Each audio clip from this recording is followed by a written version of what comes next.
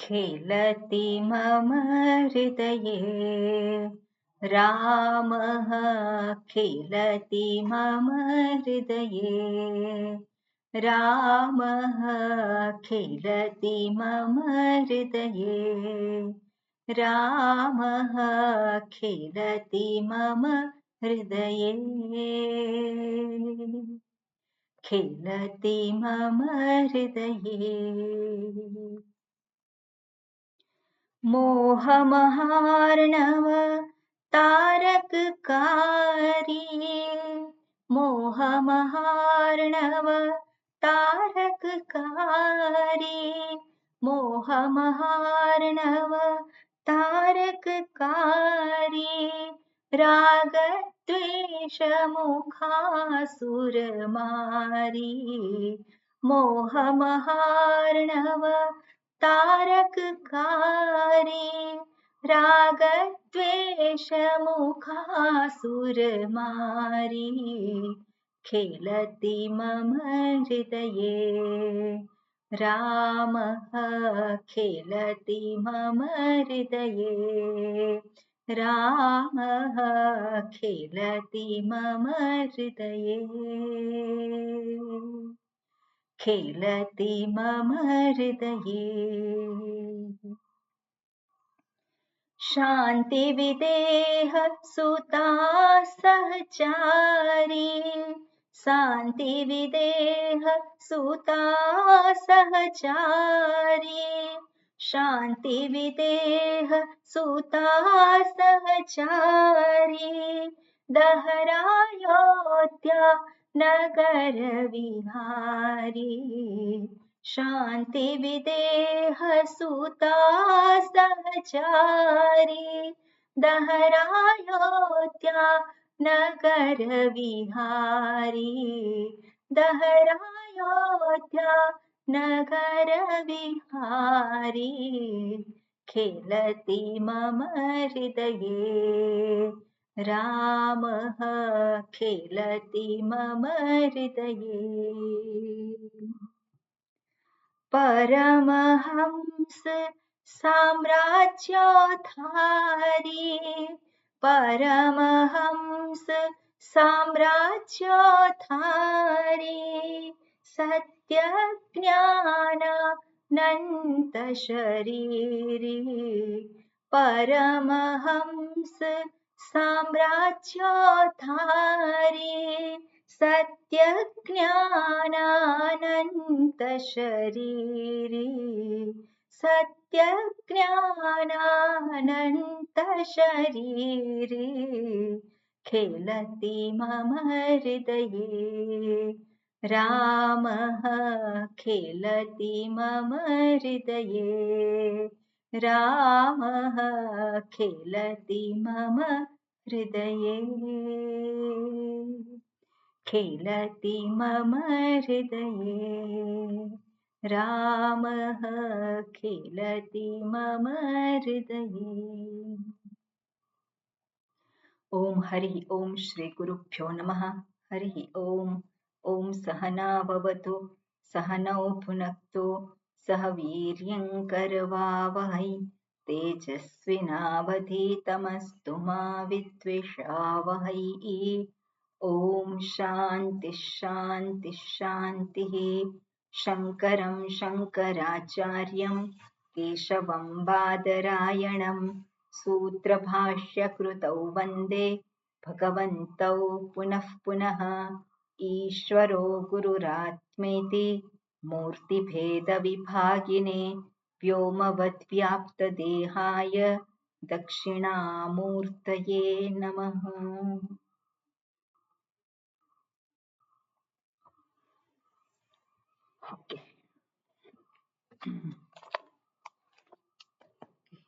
दयाकरं दयाकारं दान्तं धर्मप्रवर्तकं प्रणमामि दयानन्दं मदाचार्यवरं परम्। ओके, मंगलाचरण जी। दुष्यन्ते।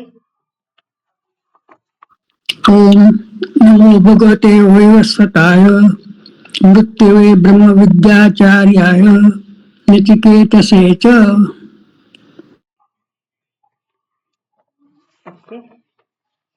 ત્રીજો, ચોથો અને પાંચમો મંત્ર. હા, ચંદ્રિકાબેન.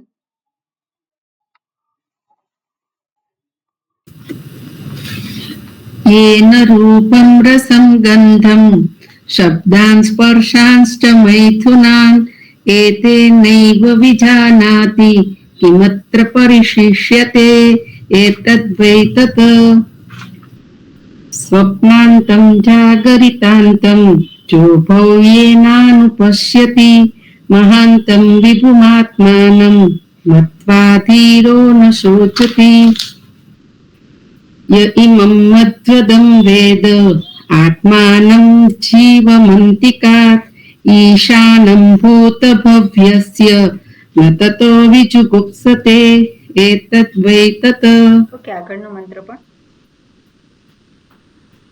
यः पूर्वं तपसो जातम् अद्भ्यः पूर्वमजायत गुहां प्रविश्य तिष्ठन्तं यो भूतेभिर्व्यपश्यत एतद्वै तत्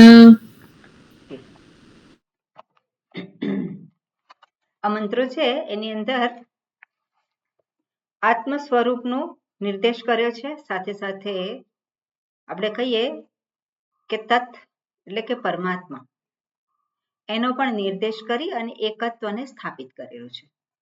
શરૂઆત કરી છે ત્વમ પદથી એટલે કે હુંથી, જે અનુભવ સિદ્ધ હું છું. અનુભવ સિદ્ધ હું એ હું જે છે એની પાછળનું તત્વ, એનું સત્ય, એની પાછળનું કેવા કરતા પણ એ જ્યારે અનુભવ થઈ રહ્યો છે ત્યારે જ જે સત્ય છે, અને જે સત્ય છે એ હું છું. અનુભવ થઈ રહ્યો છે ત્યારે જે સત્ય છે એ સત્ય હું છું. અનુભવ સત્ય, અનુભવ જ્યારે થઈ રહ્યો છે ત્યારે જ હું સત્ય છે. જે સત્ય છે એ હું છું. અનુભવ થઈ રહ્યો છે ત્યારે જે છે, ત્યારે જે સત્ય છે એ હું છું. બરાબર? ત્યારે જે સત્ય છે જ ત્યાં એ હું છું. એટલે અનુભવ સત્ય છે કે નહીં?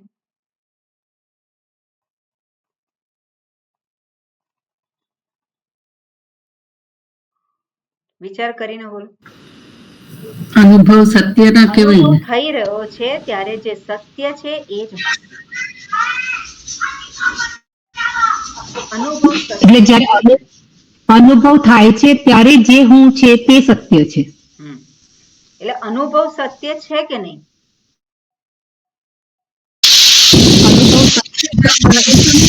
લાગે છે, સત્ય છે નહીં. છે કે નહીં? સત્ય નથી. સત્ય નથી, બધાને સ્વીકાર્ય છે. જયંતભાઈ,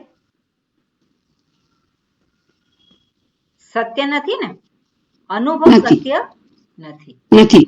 અને અનુભવ જે છે એ જ સંસાર છે. અનુભવ જ સંસાર છે.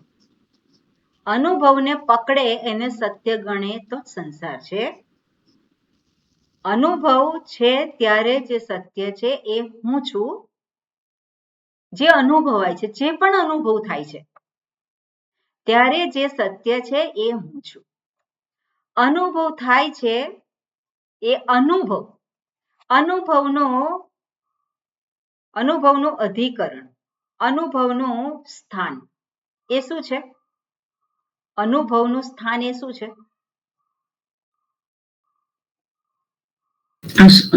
શરીર, બુદ્ધિ અનુભવનું સ્થાન છે.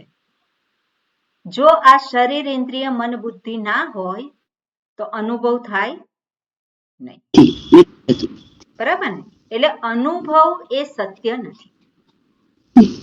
ખોટું છે એવું નહીં. બરાબર? આપણે ખાસ ધ્યાન રાખવાનું.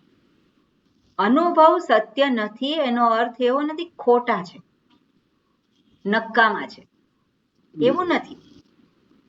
અનુભવ છે ત્યારે જે સત્ય છે એ હું છું. હુંની હાજરીમાં બધા અનુભવો છે. અને અનુભવો જે થાય છે એનું અધિકરણ, એનું જે સ્થાન જે છે એ શરીર, ઇન્દ્રિય, મન, બુદ્ધિ છે. એટલે અનુભવોને સત્ય ગણવું એટલે શું છે? હું જે સત્ય છે અનુભવ વખતે, ત્યારે હું ને નથી જાણતો એ અનુભવને સત્ય ગણે છે. કેમ સત્ય ગણે છે? ગઈ વખતે આપણે જોયું હતું કે અજ્ઞાનને કારણે શું થાય છે? આજે સાચો જવાબ જોઈએ મારે. આ શરીરને હું માની લઈએ છે, શરીર ઇન્દ્રિય મન બુદ્ધિને અજ્ઞાન છે માટે શું છે? પહેલું સ્ટેપ, શરીર ઇન્દ્રિય મન બુદ્ધિને હું માની લીધું, અને એને હું માની લીધું, એમાં જ અનુભવો છે. આ જગતની સાથે જે સીધા સંપર્કમાં આવે છે, કોણ આવે છે? ઇન્દ્રિયો આવે છે. ઇન્દ્રિયો ક્યાં છે? જે સૂક્ષ્મ શરીર અંતર્ગત કહીએ છીએ આપણે. તો ઇન્દ્રિયો ક્યાં છે? શરીરમાં છે. એટલે આ શરીર સ્થૂળ શરીર, ત્યાં સૂક્ષ્મ શરીર છે. સૂક્ષ્મ શરીર એટલે શું છે? બેઝિક વસ્તુ આપણને એકદમ ક્લિયર હોય તો બધી ગાડી સીધી ચાલે. સૂક્ષ્મ શરીર એટલે શું છે? ઇન્દ્રિયો, મન, બુદ્ધિ. મન બુદ્ધિ ચિત્ત અહંકાર. અંતઃકરણ 17 અવયવોનું બનેલું છે. કયા 17 અવયવો છે મને કહો? 5 જ્ઞાનેન્દ્રિય, 5 કર્મેન્દ્રિય, 5 5 પ્રાણ બુદ્ધિ મન બુદ્ધિ વેરી ગુડ. ચિત્ત અહંકાર. 5 કર્મેન્દ્રિય, 5 જ્ઞાનેન્દ્રિય, 5 પ્રાણ, મન અને બુદ્ધિ, એને સૂક્ષ્મ શરીર કહીએ. હવે સૂક્ષ્મ શરીર છે એ કોઈક બીજી જગ્યાએ છે કે આ સ્થૂળ શરીરમાં છે? આ સ્થૂળ શરીર છે ત્યાં જ છે સૂક્ષ્મ શરીર. એટલે સ્થૂળ શરીરમાં રહેલ જે સૂક્ષ્મ શરીર છે, અને એ આ બાહ્ય જગતના જે વિષયો છે, જેવી રીતે આ પણ એક જગતનો જ અંતર્ગત એક વિષય છે. આ શરીર પણ શું છે? એક વિષય છે. એવી જ રીતે બાહ્ય જગતના વિષયોના સંપર્કમાં ઇન્દ્રિયો આવે છે, અને એનું ભાન થાય છે. ક્યાં થાય છે? અંતઃકરણ જેને કહીએ છીએ. બાહ્યકરણ, જ્ઞાનેન્દ્રિયો એ બાહ્યકરણ છે. કેમ?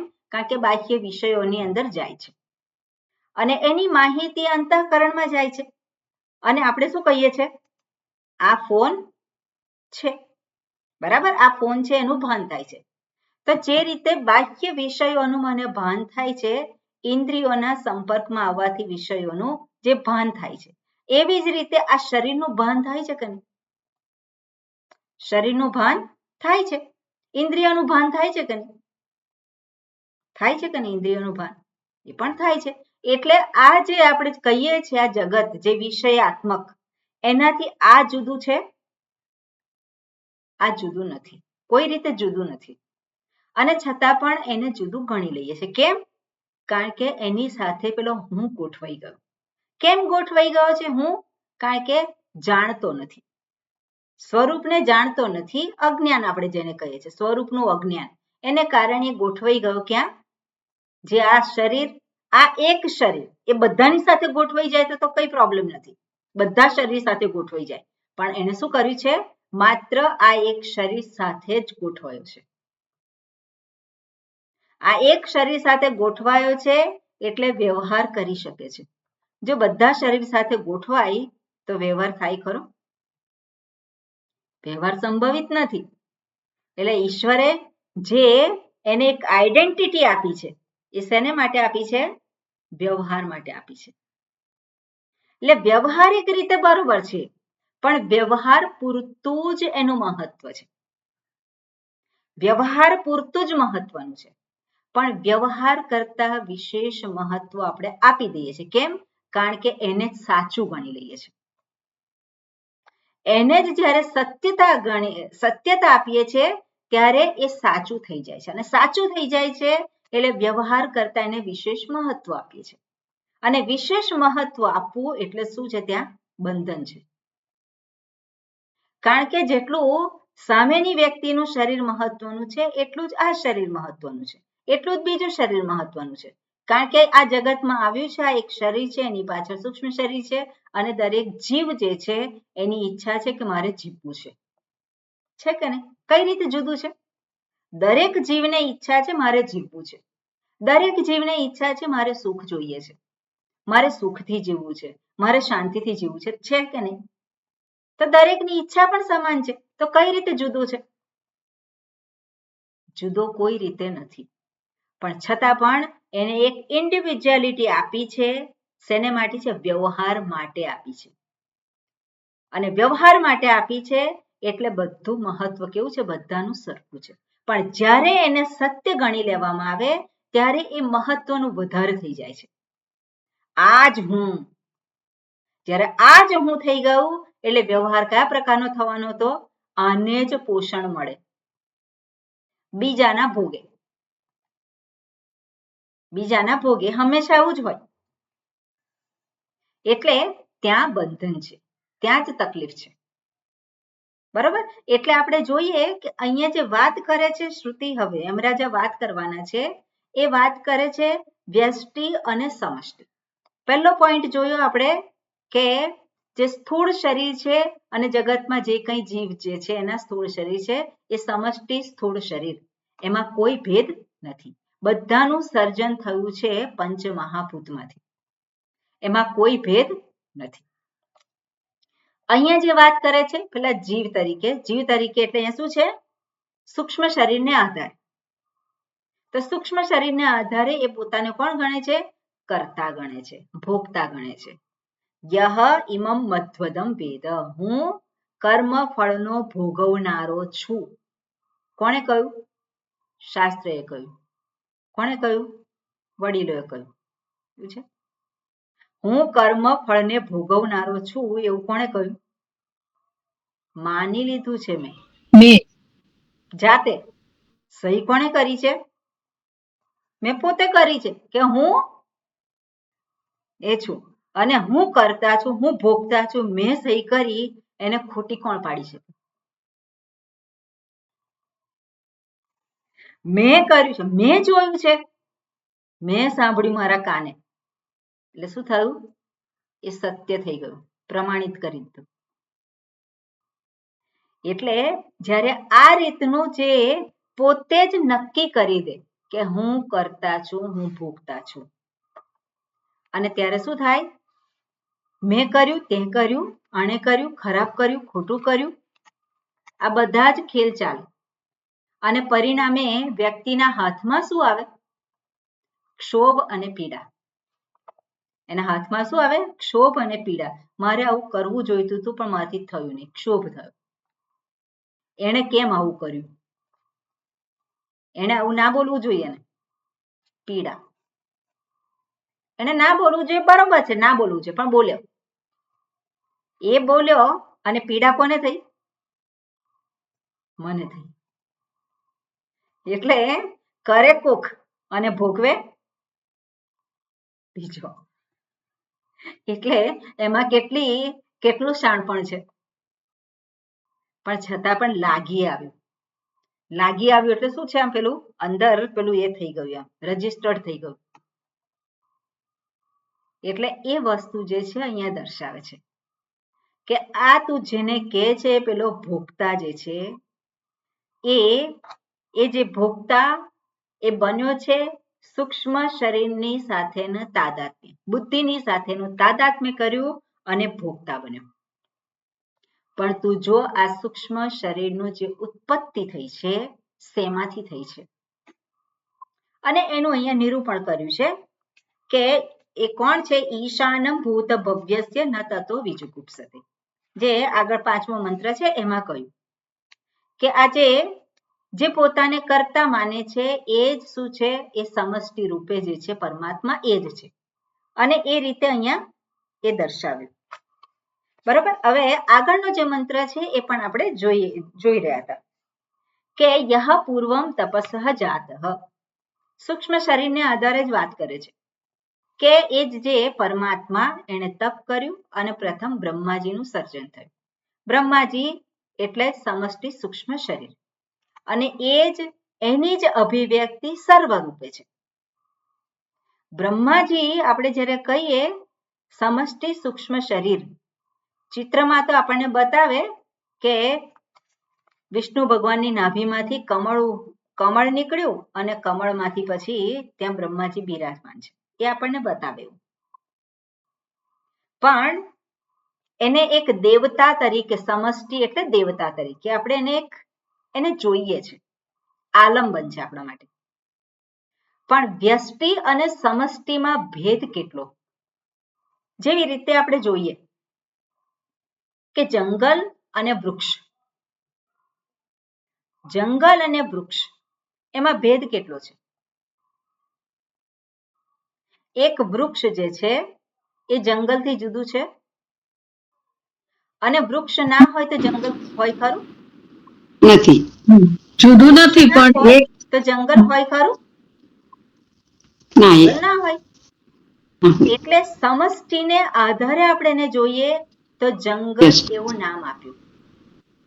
અને એ જંગલ હોય તો જંગલના દેવતા પણ કહેતા હોય ને, જંગલ જંગલના દેવતા. એવી રીતે વ્યષ્ટિ છે, પેલું વૃક્ષ છે. તો વૃક્ષ એ વ્યક્તિ, વ્યષ્ટિ એ સમષ્ટિથી પેલું જંગલથી જુદું ક્યારેય નથી.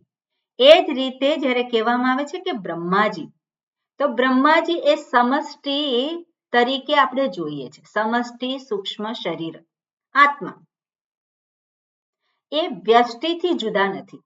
હવે વ્યષ્ટિ જ્યારે કહીએ છીએ વ્યક્તિ, તો વ્યક્તિ સૂક્ષ્મ શરીરને હું જાણું છું કે નહીં? વ્યક્તિ સૂક્ષ્મ શરીરને હું જાણું છું કે નહીં? એ જ રીતે સમષ્ટિ છે. સમષ્ટિ સૂક્ષ્મ શરીર એટલે બીજું કંઈ છે નહીં એમાં. દરેક વ્યક્તિ છે એના સ્થૂળ શરીરની પાછળ સૂક્ષ્મ શરીર છે. જેવી રીતે આપણે કહીએ કે જ્યાં ચક્ષુરેન્દ્રિય હોય ત્યાં રૂપનું દર્શન થાય. તો આ શરીરમાં હોય ત્યાં પણ રૂપનું દર્શન થાય, બીજા શરીરમાં હોય ત્યાં પણ રૂપનું દર્શન થાય.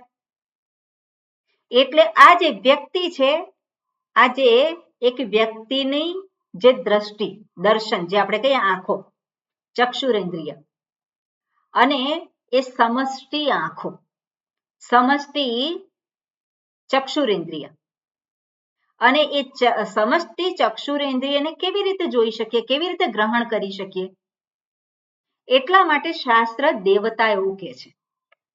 એને ઓળખવા માટે એને દેવતા તરીકે, એટલે સમષ્ટિનું પ્રતિનિધિત્વ કરે. ખરેખર સમષ્ટિ એટલે એવું કોઈ એ છે નહીં. જેવી રીતે આપણે કહીએ છીએ કે એક વ્યક્તિ, એવું સમષ્ટિ એટલે કોઈ વ્યક્તિ નથી. સમષ્ટિ એટલે શું છે? બધી જ વ્યક્તિઓ, બધી જ વ્યક્તિઓ એટલે સમષ્ટિ થઈ ગયું. એટલે સમષ્ટિનું કયું રૂપ હોય? સમષ્ટિનું કોઈ રૂપ ના હોય, પણ એક જોવાનો દ્રષ્ટિકોણ છે. વ્યક્તિને આધારે સમષ્ટિને જોવાનું. એટલે જ્યાં જ્યાં ચક્ષુરેન્દ્રિયો હોય ત્યાં રૂપના દર્શન થાય. એટલે ચક્ષુરેન્દ્રિયના અધિષ્ઠાતા દેવતા કોણ છે? તો કે સૂર્ય. એના અધિષ્ઠાતા દેવ તરીકે સ્વીકાર્યા છે. હવે સૂર્ય એટલે આપણને જે સૂર્ય દેખાય છે એ સૂર્ય નહીં. એ સૂર્યને પણ પ્રગટ કરનાર, એને પ્રકાશિત કરનાર તો કોઈ છે. એટલા માટે જ આપણે કહે સૂર્યનારાયણ. સૂર્યનારાયણ. તો સૂર્યનારાયણ એટલે કોણ? સર્વમાં જે વસે છે એ નારાયણ. એ સૂર્યમાં પણ છે, સૂર્યને પણ પ્રકાશિત કરે છે. પણ એક અધિષ્ઠાતા દેવતા તરીકે જોયા આપણે. કારણ કે આપણે જોઈએ છે કે સૂર્યની હાજરીમાં જ બધું આપણને દેખાય છે. ચક્ષુરેન્દ્રિય કંઈક ગ્રહણ કરી શકે તો ક્યારે ગ્રહણ કરી શકે છે? સૂર્યની હાજરી હોય ત્યારે. પણ એની પાછળ જે છે એટલે સમષ્ટિ જે આપણે ગ્રહણ કરીએ એને એક દેવતાનું નામ આપ્યું. એવી રીતે બ્રહ્માજી સમગ્ર સૂક્ષ્મ શરીર છે એના એ દેવતા કહેવાય. એટલે સમષ્ટિ સૂક્ષ્મ શરીર હિરણ્યગર્ભ, એનાથી આ સૂક્ષ્મ શરીર એ કોઈ રીતે જુદું નથી. અને એ જે આપણે જોવું એ જરૂરી છે. કેમ? કારણ કે આપણને ખબર છે કે સર્વની પાછળનું સત્ય તો એક જ છે. આપણે વર્ષોથી સાંભળીએ છીએ આ વસ્તુ, તો કે સર્વની પાછળનું સત્ય કેટલું છે? એક જ છે, એક જ પરમાત્મા છે અથવા તો આત્મા છે. પણ એ વસ્તુને આપણે વધારે સારી રીતે પચાવી શકીએ, વધારે સારી રીતે જોઈ શકીએ, અને એટલા માટે વ્યષ્ટિ સમષ્ટિની વાત કરે છે શાસ્ત્ર. સ્થૂળ સ્તરે વ્યષ્ટિ એ સમષ્ટિથી જુદી નથી. જેવી રીતે આપણે જોઈએ કે ઘરેણા હોય, બધા જ ઘરેણા છે શેના છે? સુવર્ણના છે. તો એક ઘરેણું જે કઈ છે બંગડી છે એ બીજા બધાથી જુદી છે એવું કહેવાય?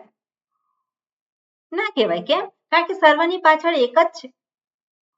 એ જ રીતે જે વ્યક્તિ જે છે, વ્યક્તિનું સૂક્ષ્મ શરીર એ સમષ્ટિના સૂક્ષ્મ શરીરથી જુદું નથી. દરેક વ્યક્તિનું જુદું જુદું અંતઃકરણ હોઈ શકે, દરેક વ્યક્તિનું જુદું જુદું એ હોઈ શકે, પણ સમષ્ટિને આધારે શું છે? એ એક જ છે. પણ આ અંતઃકરણ, આ જે મન છે, આ ઇન્દ્રિયો છે, એને હું વધારે મહત્વ આપું તો શું થવાનું છે? ત્યાં પેલો સમષ્ટિથી એ જુદું થઈ ગયું. આને મહત્વ આપ્યું એનો અર્થ શું છે? હું એના જેવો નથી. એના જેવો નથી જ્યારે કહે ત્યારે શું છે? એનાથી હું જુદો છું. એ કેવો છે? એ તો પાખંડી છે, એ તો દંભી છે, એ દંભી છે, હું નથી. એટલે ત્યાં શું થયું કે પેલી વ્યક્તિ જે છે એ શું થઈ ગઈ? મારાથી જુદી થઈ ગઈ, કારણ કે આને મહત્વ આપ્યું. એટલે અહીંયા જે યમરાજા કહે છે, આ જે સૂક્ષ્મ શરીરના લેવલ ઉપર પણ શું છે? વ્યષ્ટિ અને સમષ્ટિનો કોઈ ભેદ નથી. એટલે કયું હોય કે યહ પૂર્વમ તપસઃ જાતમ અદ્યઃ પૂર્વમ અજાયત ગુહામ પ્રવિશ્ય તિષ્ઠંતમ. ગુહામ પ્રવિશ્ય તિષ્ઠંતમ. એ જે સમષ્ટિ સૂક્ષ્મ શરીર અભિમાની આત્મા જે આપણે કહે છે હિરણ્ય ગર્ભ અથવા તો બ્રહ્માજી, જે સમષ્ટિ સૂક્ષ્મ શરીર રૂપે રહેલા છે, એ જ હિરણ્ય ગર્ભ ગુહામ પ્રવિશ્ય તિષ્ઠંતમ, ગુહામાં પ્રવેશીને રહેલા છે. અને ગુહા એટલે શું? હૃદયરૂપી ગુહા અથવા તો બુદ્ધિરૂપી ગુફા. બંને રીતે શાસ્ત્ર આપણને દર્શાવે છે. કારણ કે હું ક્યાં ઉપલબ્ધ થાય છે? આપણે જ્યારે હું કહીએ છીએ, હાથ ક્યાં જાય છે? હાથ હૃદય ઉપર અહીંયા જાય છે, બરોબર ને? અને હું એ વૃત્તિ ક્યાં ઉત્પન્ન થાય છે? મનમાં. એટલે મન જે છે એને હૃદયરૂપી ગુફામાં એને સ્થાન, એટલે એવું કલ્પેલું છે જ્યાં હું તરીકે એ આપણને પ્રાપ્ત થાય છે. એટલે ગુહામ પ્રવિશ્ય તિષ્ઠંતમ એ રહીને યહ ભૂતેભિ વ્યપશ્યત. યહ અહીંયા જે છે એ મુમુક્ષુ. યહ ભૂતેભિ, ભૂતૈહિ, ભૂતો દ્વારા, ભૂતોમાં આપણે કહીએ જે કંઈ ભૂતો જે છે, જે કંઈ વ્યષ્ટિ સૂક્ષ્મ શરીર છે, એ બધામાં જ મુમુક્ષુ જે છે એ જ પરમાત્માને જુએ છે. વ્યપશ્યત એટલે એની દ્રષ્ટિ ક્યાં છે? ઉપાધિ ઉપર નથી, પણ એની પાછળ જે સમષ્ટિ રૂપે જે રહેલા છે પરમાત્મા, એની ઉપર છે. અને એ જે છે એતદ વૈ તત, અને એ જ સત્ય છે. આ રીતે વ્યષ્ટિ અને સમષ્ટિ જે છે એનું અહીંયા એકત્વ બતાવે છે. ઓકે, આમાં આપણે ભાષ્ય જોવાનું છે કે જોયેલું છે? વાંચ્યું તું તે દિવસે બાકી છે, ખાલી વાંચ્યું છે. વાંચ્યું તું ખાલી. બરોબર, ઓકે, વાંચેલું છે ખરું આપણે. ઓકે, યહ કશ્ચિત મુમુક્ષુ. યહ કશ્ચિત મુમુક્ષુ અહીંયા પહેલું લઈ લીધું છે. એમાં આપણે જોવાનું યહ કશ્ચિત મુમુક્ષુ એટલે કોઈક એવો મુમુક્ષુ. કોઈક એવો મુમુક્ષુ વ્યપશ્યત. જે છેલ્લું જે છે ભાષ્યમાં છેલ્લી લાઈન એમાં આવે છે યહ વ્યપશ્યત યહ પશ્યતિ ઇતિ એતત. બરાબર? એટલે યહ પશ્યતિ. યહ એટલે શું? મુમુક્ષુ. આ જે મુમુક્ષુ છે જુએ છે, ખૂબ સારી રીતે જુએ છે. પશ્યતિ શેને જુએ છે? તો શું છે? આગળ આપી છે પૂર્વમ પ્રથમમ તપસઃ જ્ઞાનાદિ લક્ષણાત બ્રહ્મણઃ ઇતિ એતત. હવે અહીંયા પૂર્વમ પ્રથમમ તપસઃ જ્ઞાનાદિ લક્ષણાત બ્રહ્મણઃ ઇતિ એતત કહ્યું છે. હવે પૂર્વમ પ્રથમમ, પ્રથમમ એટલે પહેલા, પૂર્વમ શબ્દનો અર્થ આપે પ્રથમમ, અને પ્રથમમ એટલે તપસઃ. તપસઃ જ્ઞાનાદિ લક્ષણાત એટલે જ્ઞાનાદિ લક્ષણાત તપસઃ, જ્ઞાન પૂર્વકનું જ્ઞાન રૂપી તપ. જ્ઞાન રૂપી તપમાંથી, અર્થાત આપણે જોયું હતું કે પરમાત્માએ પૂર્વેની સૃષ્ટિનું અનુસંધાન કર્યું. તપ એટલે શું છે? તપ આલોચની. રીતે મેં ઉદાહરણ આપ્યું હતું, ખીચડીનું આપણને જ્ઞાન હોય પણ જ્યારે કોઈ પૂછે ત્યારે એને ધારણ કરી. એ જ રીતે પરમાત્માએ તપ કર્યું અને સૌથી પહેલા ઉત્પત્તિ કરી છે બ્રહ્માજીની. એટલે અહીંયા દર્શાવે છે કે પૂર્વમ એટલે પ્રથમમ તપસઃ, અને તપ કયા પ્રકારનું? જ્ઞાનાદિ લક્ષણાત બ્રહ્મણઃ ઇતિ એતત. એટલે બ્રહ્મણ એટલે કે પરમાત્માનું આ પ્રકારનું તપ છે. બરાબર, જ્ઞાનાદિ લક્ષણાત એટલે કે ઈશ્વરે સંકલ્પ કર્યો. બરાબર, ઈશ્વરે સંકલ્પ કર્યો અને સંકલ્પ કર્યા પછી શું છે? જાતમ ઉત્પન્નમ હિરણ્યગર્ભમ. કોને પ્રગટ કર્યું? જાતમ. ત્યાં હિરણ્યગર્ભ ત્યાં ઉત્પન્ન થયા. હવે જે હિરણ્યગર્ભ જે છે એનું નામ હિરણ્યગર્ભ એવું કેમ આપ્યું? તેના સંદર્ભમાં શાસ્ત્રમાં દર્શાવે છે અને ટીકાકારો પણ કહે છે એવું કંઈ. હિરણ્યગર્ભ એટલે હિરણ્ય એટલે સોનું, હિરણ્ય એટલે સોનું, અને સોનાની જેમ જે પ્રકાશિત છે, પ્રકાશમાન છે, અર્થાત જે ચેતનવાન છે. કેવું છે? ચેતનવાન છે. એટલા માટે હિરણ્ય કહ્યું. હિરણ્ય ચેતનવાન ગર્ભમ. ગર્ભમ એટલે સ્વરૂપમ. જેનું સ્વરૂપ કેવું છે? ચેતનવાન છે. હંમેશા સોનું હોય એ કેવું હોય? સોનું હોય એ એમાં કાટ લાગે નહીં, એટલે હંમેશા શુદ્ધ જ હોય. એટલે એમાં શું છે? એ પ્રકાશિત હોય. એટલા માટે હિરણ્ય ગર્ભમ આવી રીતે કહી શકાય, જે ચેતન સ્વરૂપ છે એ.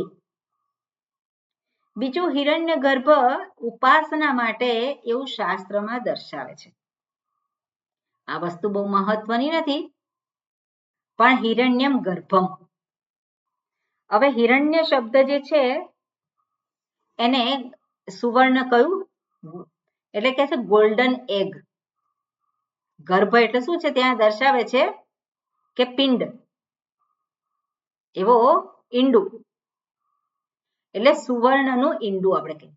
સુવર્ણાત્મક જે એગ, ઈંડું જે છે એને પુરાણમાં આવી રીતે દર્શાવેલું છે. એટલે કહ્યું છે કે હિરણ્યમ સ્વર્ણમયમ અંડમ ગર્ભ ઉત્પત્તિ સ્થાનમ યસ્ય. જેનું ઉત્પત્તિ સ્થાન આ હિરણ્ય ગર્ભ રૂપી શું છે?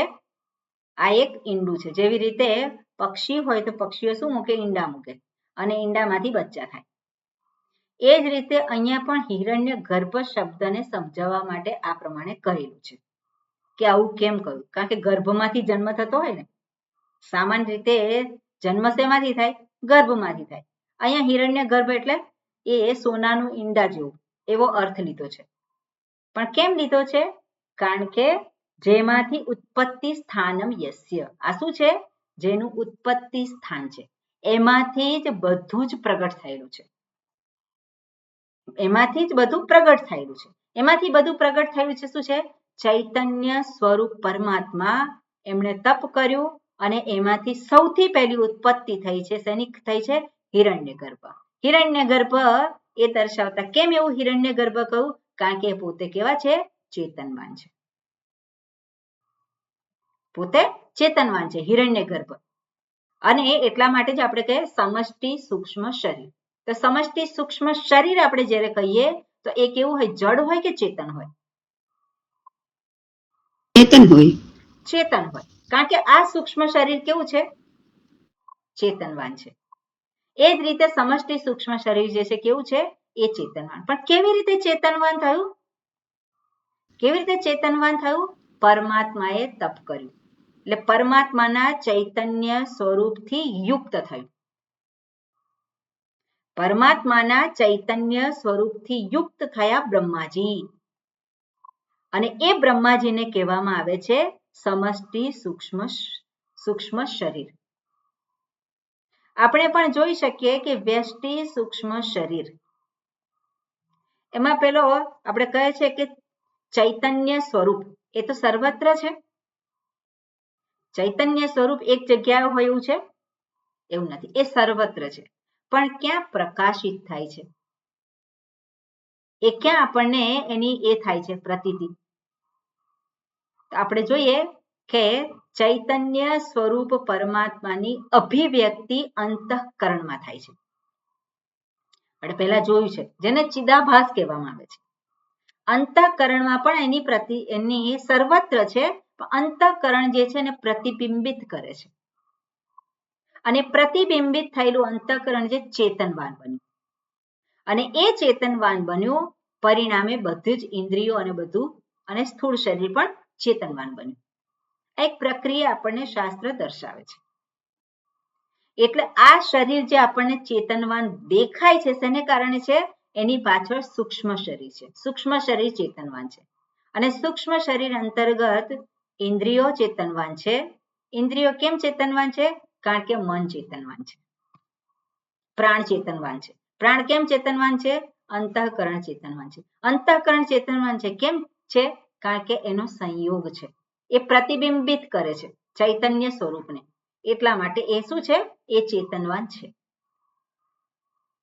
એટલે જ્યારે સમષ્ટિ સૂક્ષ્મ શરીર છે તે કેવું છે? ચેતનવાન દેખાય છે. પણ એ ચૈતન્ય છે એનું પોતાનું છે? એ ચૈતન્ય એનું પોતાનું નથી. એ ચૈતન્ય છે એનો સ્ત્રોત શું છે? એનો સ્ત્રોત પરમાત્મા. એનો સ્ત્રોત પરમાત્મા, અથવા તો એને જ આપણે શું કહીએ? આત્મા. એનો સ્ત્રોત છે એક જ છે.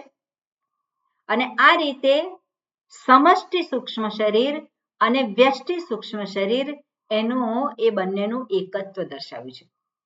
એમાં અભિન્નતા દર્શાવી છે. એટલે શું કહે છે બીજી લાઈનમાં જે કહ્યું હોય, ગુહામ પ્રવિશ્ય તિષ્ઠંતમ, એ ક્યાં ઉપલબ્ધ છે? હૃદયરૂપી ગુફામાં. ઓકે, એટલે આગળ શું કહે છે? કિમ અપેક્ષા પૂર્વમાહ, એ પ્રશ્ન કર્યો છે કે સૌથી પહેલા શું કહ્યું? હિરણ્ય ગર્ભની ઉત્પત્તિ કરી. તો શેની અપેક્ષાએ પહેલા ઉત્પત્તિ કરી? પહેલા કંઈક હોવું છે ને, પહેલા ઉત્પત્તિ કરી જ્યારે કહ્યું તો પહેલા એટલે કોની પહેલા? કશાકની પહેલા એની ઉત્પત્તિ કરી, એટલે આગળ દર્શાવે છે અભ્યઃ પૂર્વમ. અને અભ્યઃ એટલે પાણી, અને પાણી ઉપલક્ષિત બધા જ પંચમહાભૂત. એટલે શું છે? અભ્યઃ પૂર્વમ અપસહિતેભ્યઃ પંચભૂતેભ્યઃ. ક્લિયર? અભ્યઃ પૂર્વમ એટલે અપ, અને અપ એટલે શું? પાણી. અપસહિતેભ્યઃ પંચભૂતેભ્યઃ એટલે પંચમહાભૂતની પૂર્વે. પૂર્વે કોનું સર્જન કર્યું? હિરણ્ય ગર્ભનું. એટલે હિરણ્ય ગર્ભ અને એમાંથી જ પંચમહાભૂતની ઉત્પત્તિ થઈ. પછી આગળ શું કે છે? ન કેવલાભ્યઃ અભ્યઃ ઇતિ અભિપ્રાયઃ અજાયત ઉત્પન્નઃ. માત્ર પાણીની જ ઉત્પત્તિ થઈ છે એવું નહીં ગણવાનું. ન કેવલ અભ્યઃ ઇતિ અભિપ્રાયઃ અજાયત ઉત્પન્નઃ. માત્ર પાણી જ નહીં, પરંતુ એટલે પાણીથી જ, પાણી એટલે પંચમહાભૂતથી પહેલા ઉત્પન્ન થયા છે એવું જે કહ્યું છે એ. એટલે માત્ર અહીંયા માત્ર પાણીની પહેલા ઉત્પન્ન થયા એવું લેવાનું નથી, પણ પંચમહાભૂતની પહેલા ઉત્પન્ન થયું છે. ઓકે, હવે કોણ છે? તો કે યહ. હવે યહ જે છે શ્રુતિમાં એ હિરણ્ય ગર્ભ માટે છે. એટલે યહ તમ, યહ એટલે કે જે, આ, જે, તે. કોણ છે? પ્રથમજમ. પ્રથમજમ એટલે જેની પહેલા ઉત્પત્તિ થઈ છે. કોણ છે? દેવાદિ શરીરાણી ઉત્પાદ. ઓકે, હિરણ્ય ગર્ભમ જે પ્રથમજમ છે એ જે હિરણ્ય ગર્ભ છે એની ઉત્પત્તિ કરી. યહતમ પ્રથમજમ દેવાદિ શરીરાણી ઉત્પાદ્ય સર્વ પ્રાણી ગુહામ હૃદયાકાશમ પ્રવિશ્ય તિષ્ઠંતમ શબ્દાદીનામ ઉપલભમાનમ ભૂતૈઃ કાર્યકરણ લક્ષણૈઃ સહ તિષ્ઠંતમ યહ વ્યપશ્યત યહ પશ્યતિ. પેલો જુએ છે, મુમુક્ષુ જે છે એને જ જાણે છે. કઈ રીતે જાણે છે? જે હિરણ્ય ગર્ભની આ પંચ મહાભૂતની ઉત્પત્તિ પહેલા ઉત્પત્તિ થઈ છે એ હિરણ્ય ગર્ભ છે દેવાદિ શરીરાણી ઉત્પાદ્ય. દેવાદિ શરીરાણી ઉત્પત્તિ એટલે દેવતાઓના શરીરને ઉત્પન્ન કરીને. દેવાદિ શરીરાણી ઉત્પાદ્ય. દેવાદિ શરીરાણી જે છે એ દ્વિતીય વિભક્તિ, કારણ કે ઉત્પાદ્ય કયો પ્રત્યય લાગ્યો છે ત્યાં?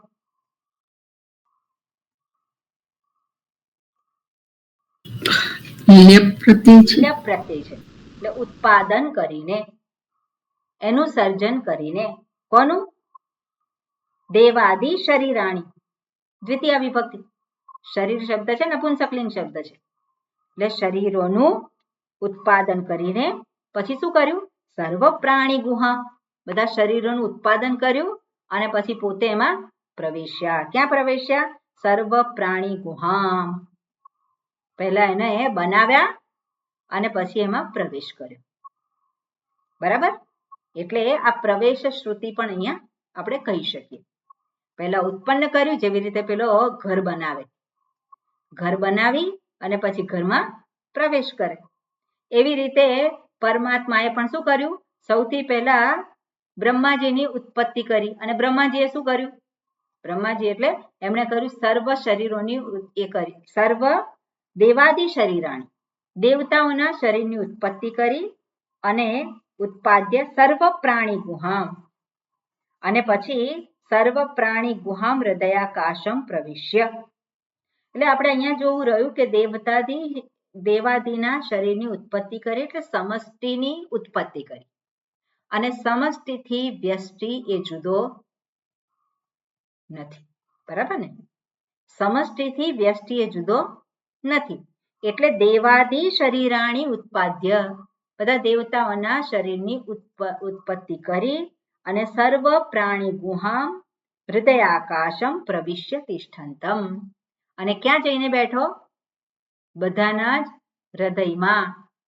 હૃદયાકાશમ, સર્વ પ્રાણી ગુહામ હૃદયાકાશમ પ્રવિશ્ય તિષ્ઠંતમ. એટલે ક્યાં છે? હૃદય આકાશમાં. હૃદય આકાશમાં કઈ રીતે છે? હું રૂપે. એટલે હું ક્યાં પ્રાપ્ત થાય છે? અંતઃકરણમાં, મનમાં. એટલે મન ક્યાં છે? હૃદય આકાશમાં છે. હૃદય ક્યાં છે? હૃદય ક્યાં છે? શરીરમાં. શરીરમાં. શરીરમાં. પણ શરીરમાં કઈ જગ્યા છે? સ્થૂળ શરીર. આ સ્થૂળ હૃદય. તો સ્થૂળ હૃદયમાં અંતઃકરણ છે ને આપણે જોઈ શકીએ. આ સ્થૂળ હૃદયને ખોલીએ તેમાંથી બધું નીકળવું જોઈએ, ડોક્ટરને બધું મળી જવું જોઈએ, પણ એવું છે. પણ શું છે? એનું ઉપલબ્ધિ સ્થાન કહેવામાં આવે. હું ક્યાં પ્રાપ્ત થાય? ખરેખર સૂક્ષ્મ શરીર ક્યાં છે? સંપૂર્ણ શરીરમાં છે. સંપૂર્ણ શરીરમાં છે. કોઈક મને અહીંયા કંઈક કરે તો ત્યાં હું છે કે નહીં? અહીંયા હું છે કે નહીં?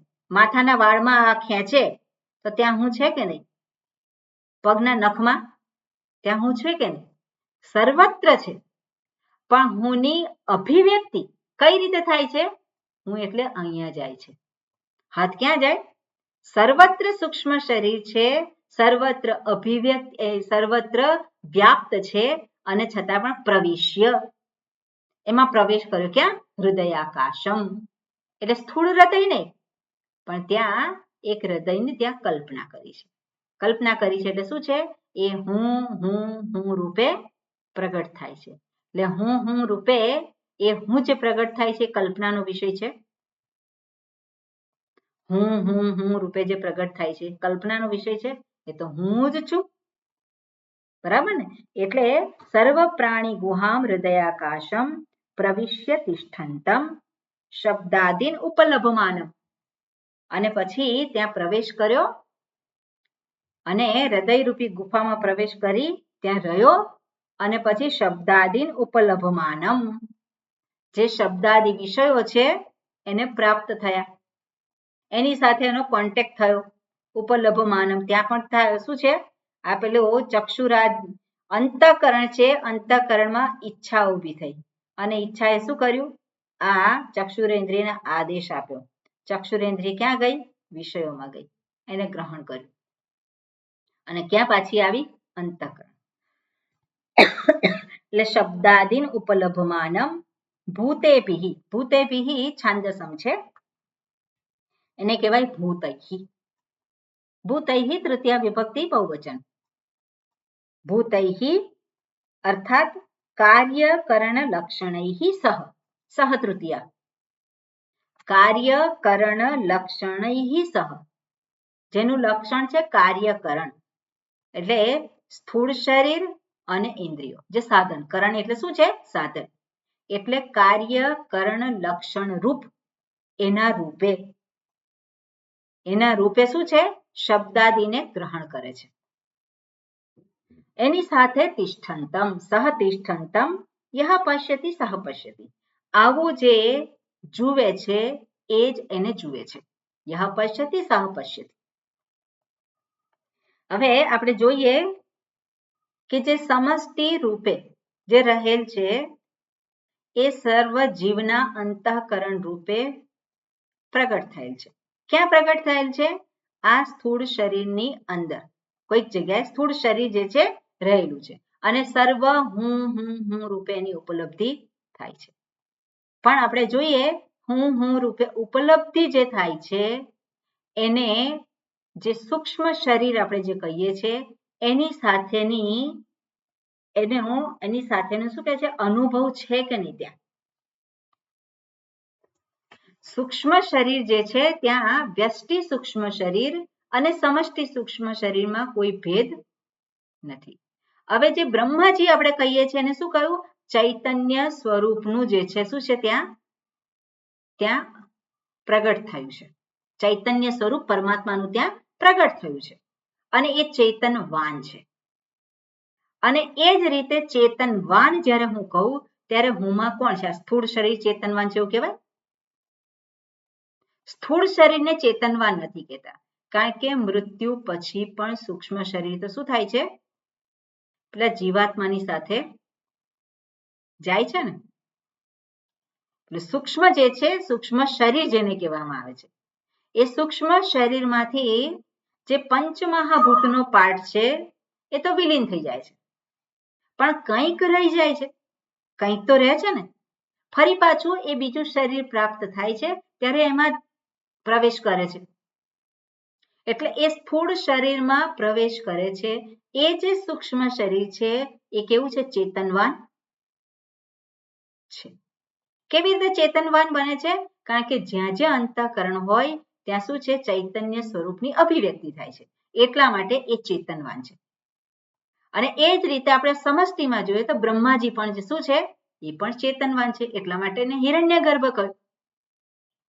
એ જ હિરણ્યગર્ભ જે પ્રકાશિત છે, જે ચેતનવાન છે, એ જ ક્યાં છે? સર્વ શરીરોમાં છે. એટલે સર્વ શરીરોમાં જે છે એ જ અભિવ્યક્ત થયેલ છે. એક જ પરમાત્મા સર્વ શરીરોમાં અંતઃકરણ રૂપે પ્રકાશિત થયેલા છે. હવે શાસ્ત્રમાં જે દર્શાવે છે કે આ સર્વ શરીરોમાં જે પ્રકાશિત થયેલ છે જે પરમાત્મા, જે ચૈતન્ય સ્વરૂપ જે પ્રગટ થયેલું છે, એને આપણે એવું ના કહી શકીએ કે જે ચૈતન્ય સ્વરૂપ છે એ નથી. અભિવ્યક્તિ જે છે એ જ્યાં પેલું શરીર છે, જે અંતઃકરણ છે ત્યાં થાય છે. અંતઃકરણ છે ત્યાં થાય છે. અંતઃકરણ ક્યાં છે? શરીરમાં છે. બરોબર. હવે એનું શાસ્ત્ર દર્શાવે છે એની સ્પષ્ટ ઉપલબ્ધિ આપણને ક્યાં થાય છે? જે આપણે કહીએ છીએ હું, પણ આ શરીરને પણ હું કહીએ છીએ. આપણે શરીરને હું કહીએ છીએ, ઇન્દ્રિયોને હું કહીએ છીએ, પ્રાણને હું કહીએ છીએ, મનમાં ઉઠતી વૃત્તિઓને હું કહીએ છીએ. તો એ જે પ્રકાશિત જે છે, જે તત્વ જે છે એ માત્ર અંતઃકરણ જે છે, જે પ્રકાશિત થયેલું છે એને આધારે શરીર થયું છે. શરીર પણ ચેતનવાન બન્યું છે, પણ માત્ર અંતઃકરણ હોય એવું કઈ જગ્યાએ થાય છે? જે અંતઃકરણની જ હાજરી હોય એવું. માત્ર અંતઃકરણની જ હાજરી હોય એવું કયો અનુભવ છે આપણો?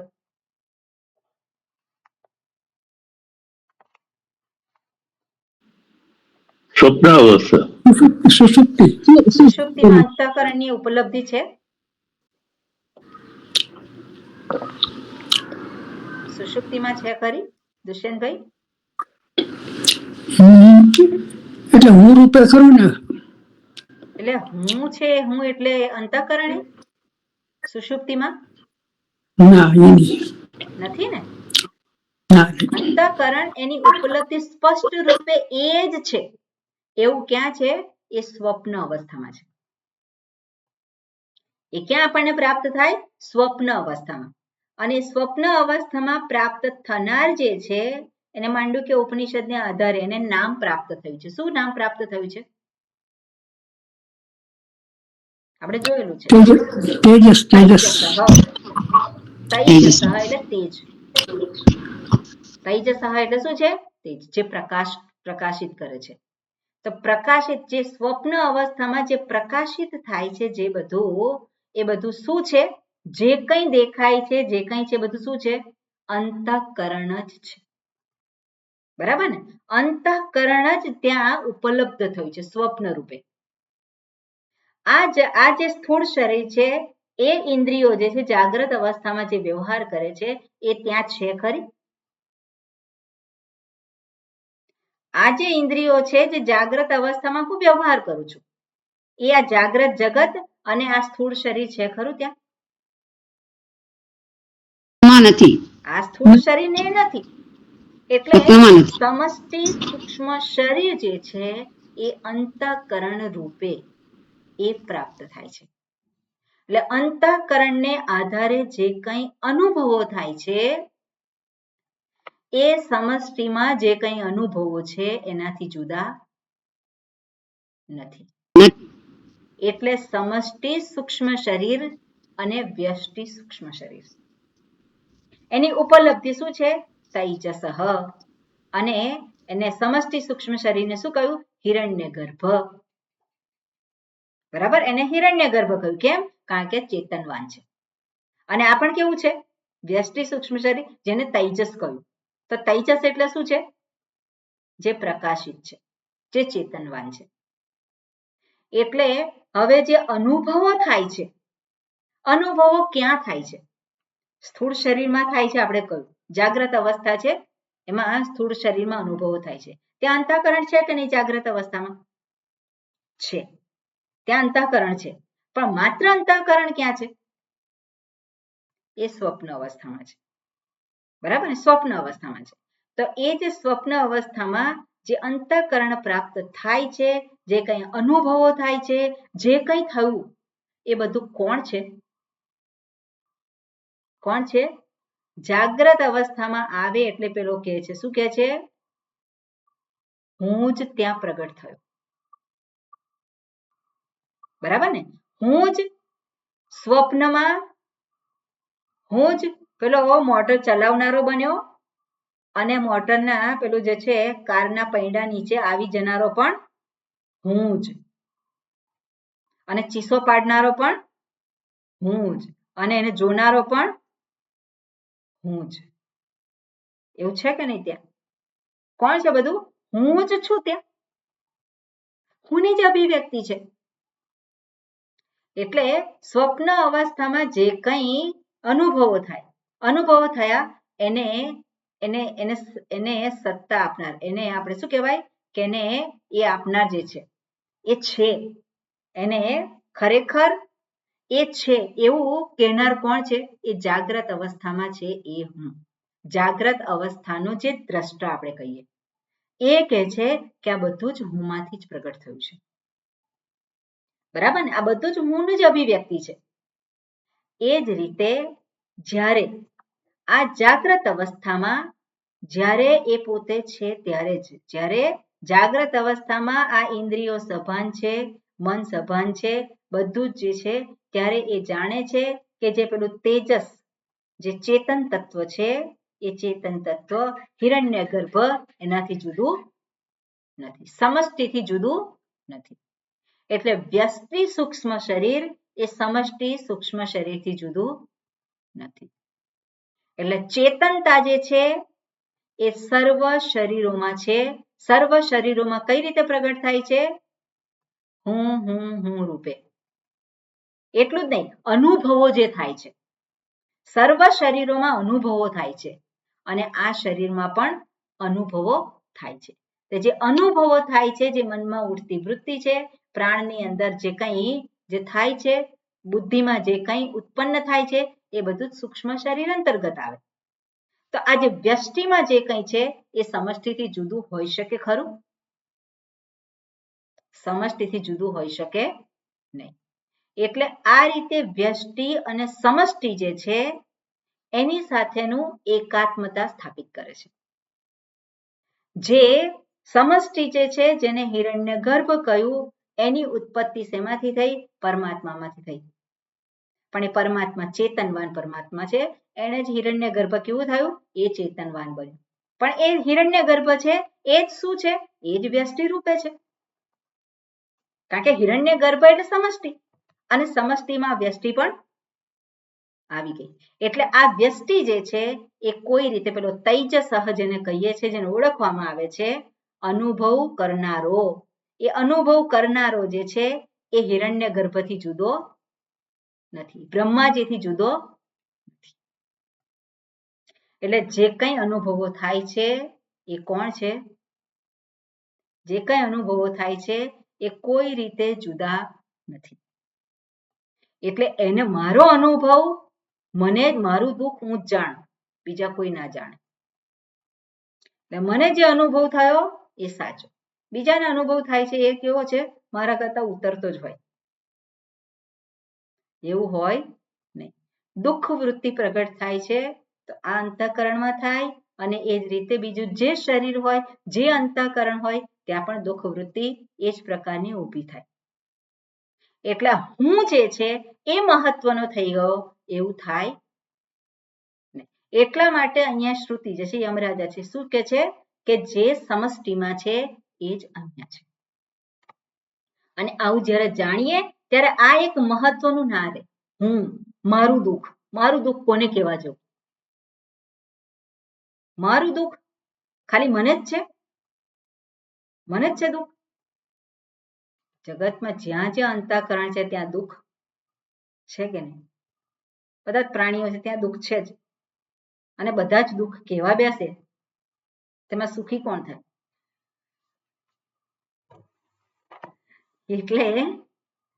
એટલે અહીંયા આ વસ્તુને જાણવાની છે.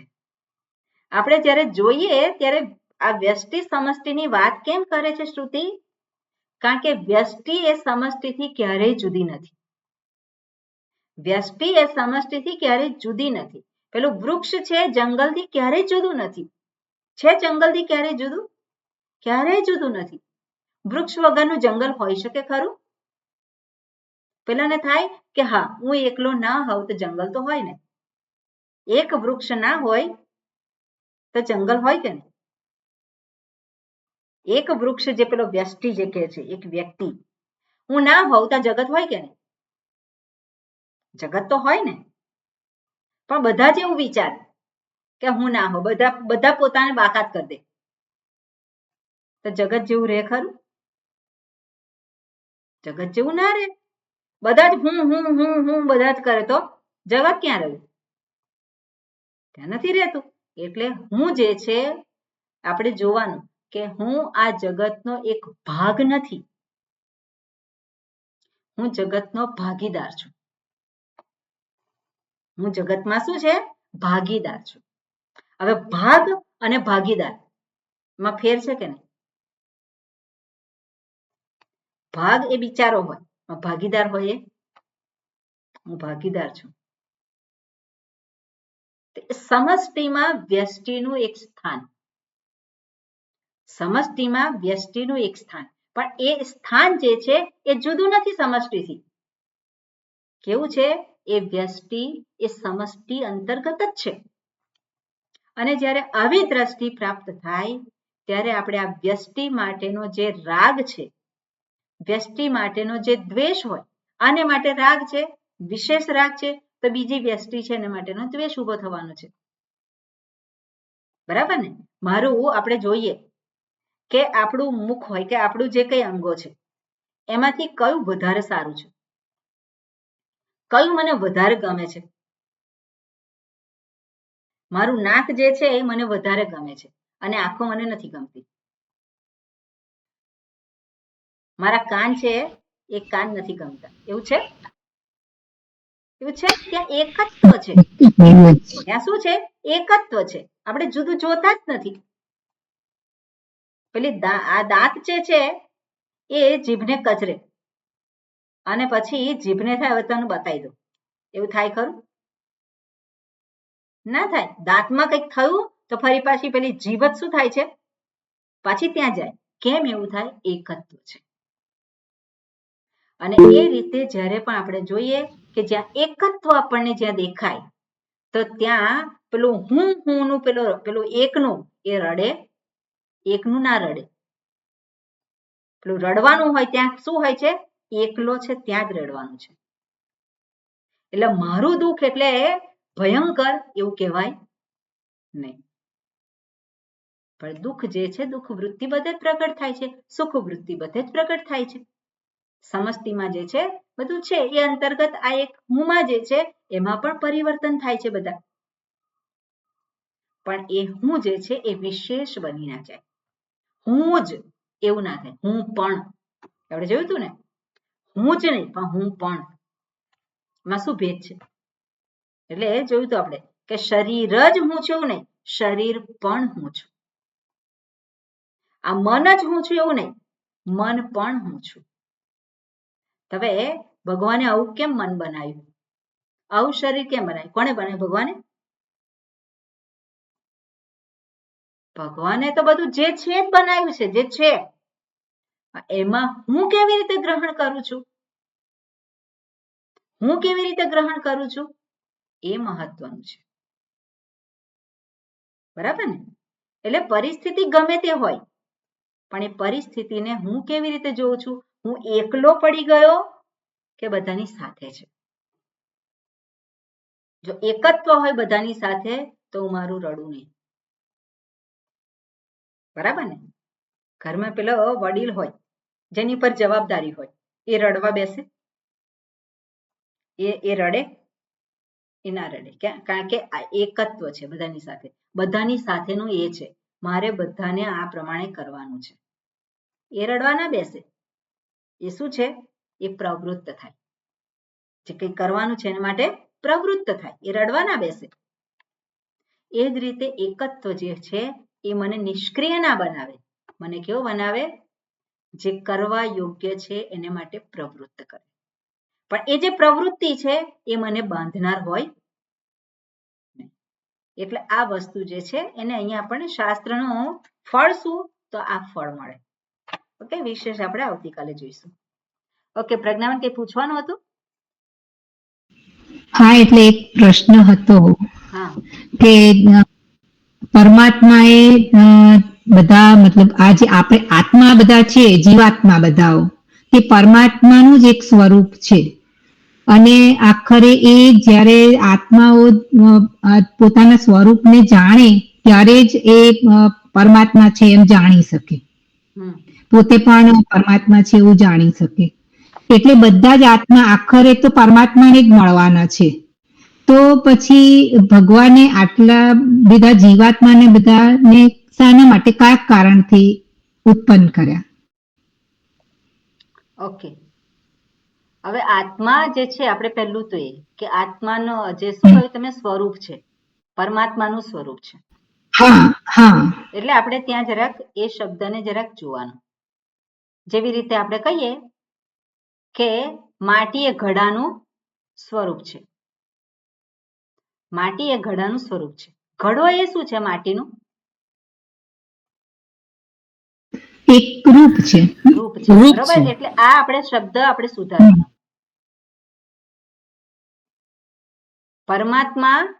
પરમાત્માનું સ્વરૂપ છે એવું નહીં. આ બધા જ જે છે આત્માઓ આપણે કહીએ જે આત્મા એટલે શું છે? જે વ્યક્તિઓ. રૂપ છે. આત્મા એટલે શું છે? આત્મા એટલે ખરેખર પરમાત્મામાં કઈ ભેદ નથી. પરમાત્માએ જે સર્જન કર્યું છે એ બધા રૂપનું સર્જન કર્યું છે. જેવી રીતે કુંભાર સર્જન કરે માટીમાંથી, બધા શું છે? રૂપ છે. એવી રીતે પરમાત્માએ જે સર્જન કર્યું છે એ બધા જીવાત્માઓનું સર્જન કર્યું છે, આત્માનું નહીં. જે જીવાત્મા પોતાના સ્વરૂપને ઓળખે, કયા સ્વરૂપને? હું નિત્ય મુક્ત છું, હું આત્મા છું. સ્વરૂપ એટલે શું છે એનું? આત્મા, જેને આત્મા કહેવાય. જીવાત્મા એ પોતાના જ સ્વરૂપને ઓળખે, નિત્ય સ્વરૂપને ઓળખે, ત્યારે એ એમાંથી મુક્ત થઈ જાય છે. પણ જીવાત્મા જ્યાં સુધી પોતાના સ્વરૂપને ન ઓળખે ત્યાં સુધી એ શું છે? એ શરીર બદલવાનું છે. હવે જે શરીર પ્રાપ્ત કરે છે, કેમ પ્રાપ્ત કરે છે આગળ આવશે જ એની ચર્ચા. પણ શરીર જે છે એ પરમાત્માએ શરીર એને આપ્યું છે. પરમાત્માએ એને માટે એને ઈચ્છા થઈ કે હું આને શરીર આપું. પરમાત્માની ઈચ્છાથી શરીર, એટલે પરમાત્માને એવી ઈચ્છા થઈ હું આને શરીર આપું. જીવાત્માઓનું ના, એ તો એના જીવની પ્રમાણે જ. પ્રમાણે એટલે એના કર્મ હા. અને એની ઈચ્છાઓ છે એને આધારે એને આ શરીર આપેલું છે. પણ કેમ પ્રાપ્ત થયું છે? એટલે જીવાત્માને કારણ કે અજ્ઞાન છે, સ્વરૂપનું અજ્ઞાન છે. અને સ્વરૂપનું અજ્ઞાન દૂર થયું ત્યાં શું છે? આ શરીર સાથે તાદાત્મ્ય રહેતું નથી. આ શરીર હું છું એવું કહેતો કે છે. જ્યારે સ્વરૂપનું ભાન થાય ત્યારે કે આ શરીર. તો પહેલા એ શરીર હતો? આ પહેલા હતો ખરો? પહેલા નહોતો અને પછી એ નહોતો. ક્યારે હતો એ જીવાત્મા? જીવાત્મા જે રૂપ જે આપણે કહીએ છીએ ક્યારેય નતો, ક્યારેય નતો. ક્યારે હતું જ નહીં. એટલે એક જ પરમાત્મા, એક જ આત્મા, એ જ છે, એ જ સત્ય છે. પણ આપણને જુદા જુદા દેખાય છે. શું છે? જીવાત્મા રૂપ છે. આના વિશે કાલે આપણે જોઈશું, બરોબર? અને ચર્ચા આપણે કરીશું. ઓકે જી.